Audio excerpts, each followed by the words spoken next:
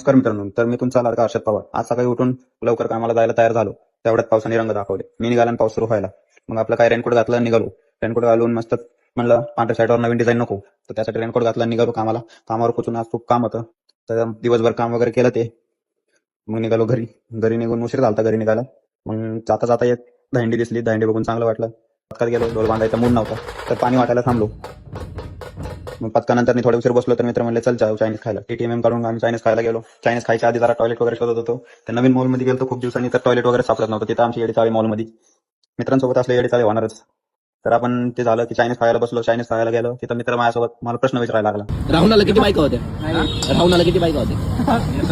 10 तोंड होते लावले ते बाईक एकच होती. राहुणाला काय संबंध? काय मग किती पाहिजे? किती असायला पाहिजे? एकच होती. तिथून झालं ते खाल्लं चायनीज वगैरे. मग तिथून परत आम्ही निघालो घरी. म्हणलं लय उशीर झालाय, रात्री मम्मीच्या मार खाण्यापेक्षा घरी गेलेलो बरं. म्हणून घरी गेलो. भेटून एक ब्लॉग मध्ये मित्रांनो. चला बाय बाय.